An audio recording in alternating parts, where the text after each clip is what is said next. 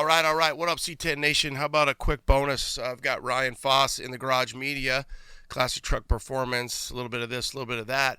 And Ryan, thanks for sitting down with us real quick here. We're going to drop the Untold story of the Get Down. Dino's Chevy Only Get Down tomorrow will be out on YouTube and any outlet that's possible. You guys worked really hard on this coverage. Thank you for doing that. Remember when you guys had that video last year for the Triple Crown of Rotting? It seemed to do very well, obviously covering Gary Case and what they have going on. Why not jump on to the biggest, baddest, and raddest there is, the Get Down? Thanks for taking time to be on C10 Talk, share the journey and the story, and then push and promote what you have going on with the video.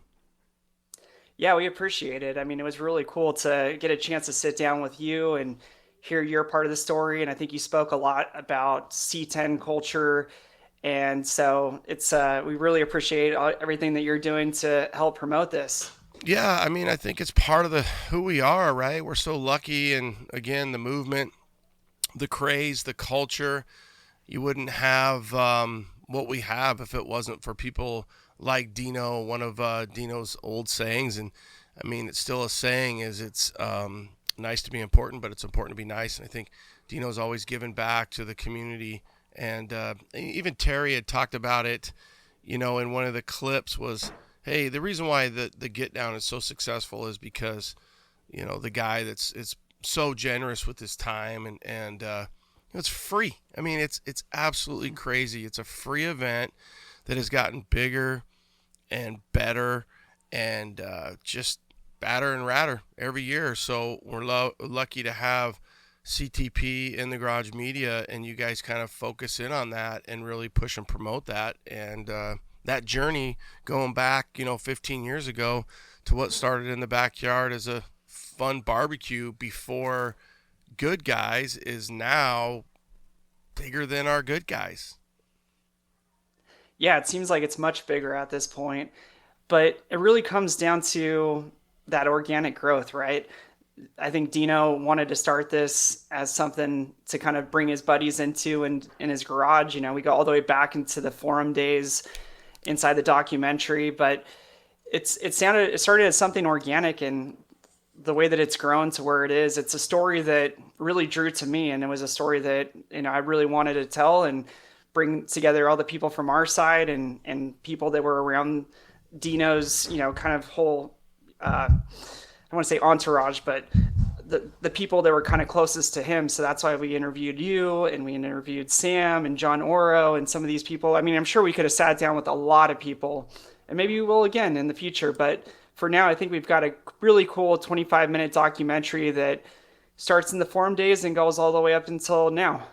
Yeah, it is pretty crazy to think that where we were back then 20 years ago, sitting in front of our computers. I used to call it truck porn. The forum was something we would just sit there and geek out on, and you made friends virtually before there was such thing as a social media. And how did we know that social media would take over the way that it has? When you sit down and you think about making content like this, how do you break that down? How do you get with your team and say, here's how we think would be and or is our approach to documenting and capturing this? Yeah, that's a good question. I think I leaned pretty hard on Rob because he knew you guys. He knows a lot about the culture. So I think it's about finding those key people to kind of tell you these are the people we need to interview. And then I actually sat down and listened to your podcast with Dino. I listened to a couple things from you guys and just really try to start getting an idea of what questions needed to be asked and where we wanted to start. So I think it was just a lot of pre-research, and I think a big part of this too was talking about just truck culture in general, the explosion of it. So I think that's like part of the theme. It's talking about Dino's Get Down and how it grew to where it is today, but it's also talking about what happened with truck culture and why that also exploded, because I feel like those two things were happening simultaneously. So yeah, just research, asking good questions, and then of course I learned some stuff along the way just talking to you guys and interviewing you guys that felt like was important to put in there.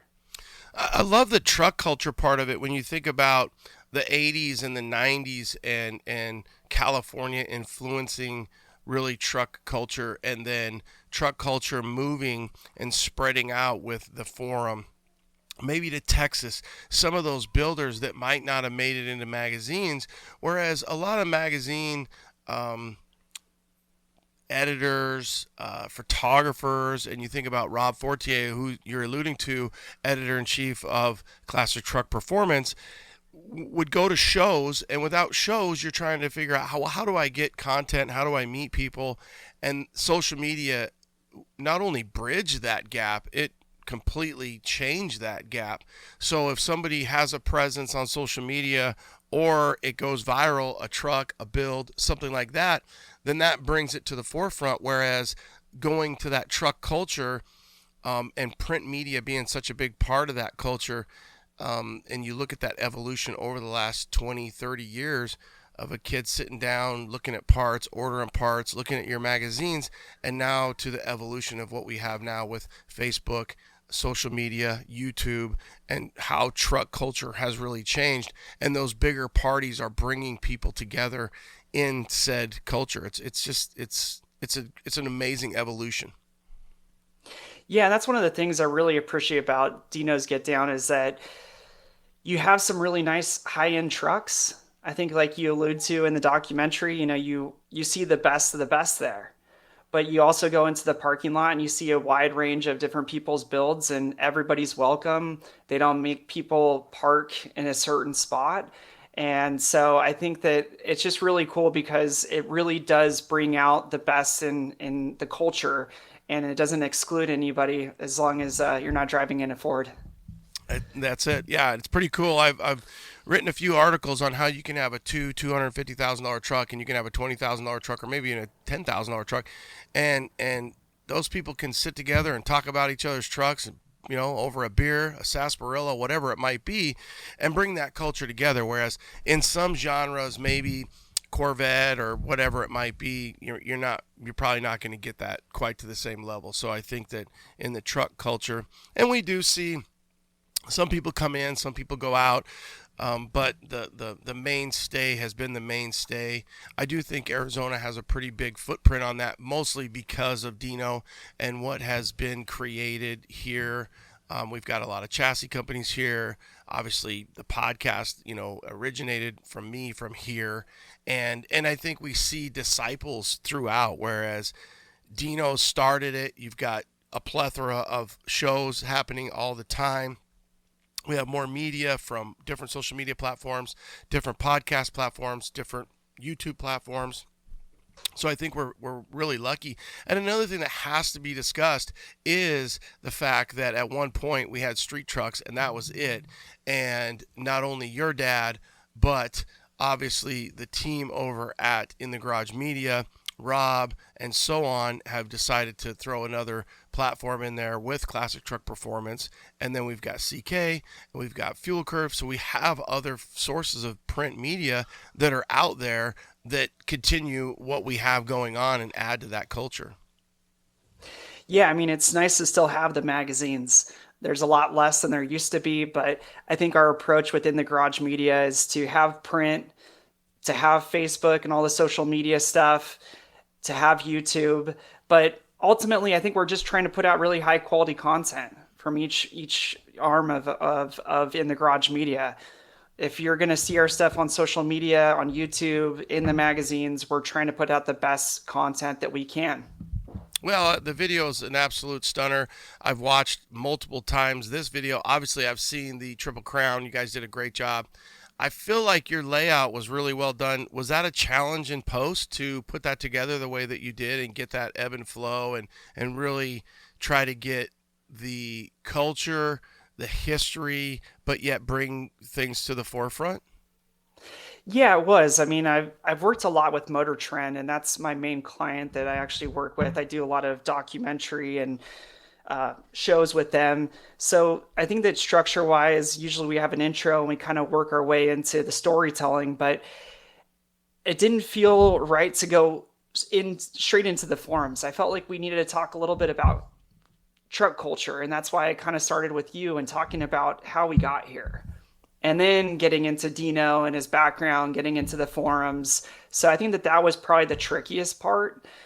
Um, but yeah, I'm excited about for people to watch it, see what they think, and ultimately, I think it's just about people also being able to relive, the get down for whatever it is to them. Yeah, it's And super for me, cool. I grew up watching, going to music venues, and one of my favorite venues put out a documentary, and it recapped the venue and all the things that happened. And when you watch it, you remember all those experiences you had. And I hope that when people sit down to watch this, whether they were part of the forum days or they just started going to this last Dino's, they're going to have memories that come up for them. And that's always a good feeling. Well, I think the flow is part of that, and I think your music background for me. I allude to VH1 behind the music when I do the pod. I really like to get that backstory, and that was kind of the inception of it. And Dino being the first guest was that whole thing is behind the truck, really behind the music, and how did you get here? The questions that I feel like, especially before social media took the platform that it has, we didn't have all those answers to the questions, and everybody wasn't as accessible. So there's been a change in that, those deep rooted questions that I think after a while you start to get to know people. But I think your music background and your vision and figuring out how do I tell a story, it's exciting because for you tomorrow's going to debut.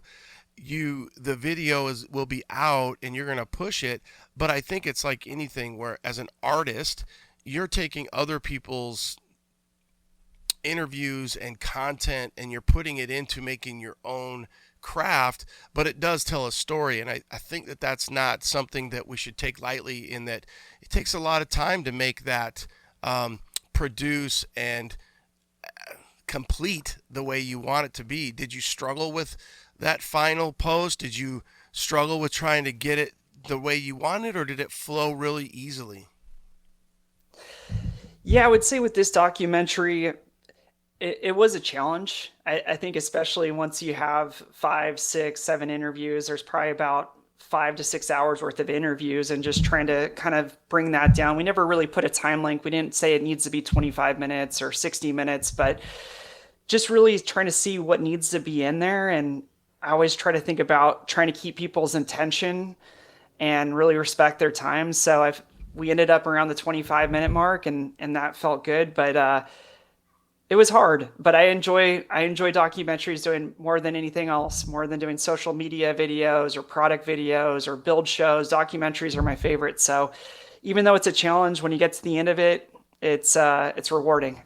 Oh my gosh. And it's one of those things where, for the audience, when you watch this video, and like, for an example, a show that you might watch or a series, and you're like, it's over. It felt like 6 minutes, and it goes by fast. So that's how I felt watching the video. It goes by quick. It has your attention. It's great content, and I think for you, it'll be very rewarding as the comments continue to come in and people start watching it, and we let the world know about the history. If they haven't heard over the years, they're going to hear and find it, and it's always good to kind of refresh that. So I think at the 15-year mark, it was due, and we're lucky to have in the garage media. We're lucky to have you, and we're lucky to have people that can put that story together, because the world's moving so fast. We have so much content. It's good to have really, really good, just genuine content added into the mix. Yeah, I appreciate that. I mean, I know this story has been told more than once, but I guess that this is our take on Dino's Get Down and Dino's story, and so it was fun. It was really fun to do this documentary, to do the interviews with you and Dino, and to meet a lot of these people and become friends. And uh, yeah, it's just the rewards for me is already there. Just doing it, sitting down and watching it, enjoying it. Wherever it goes from here, we'll see. But yeah, it's good.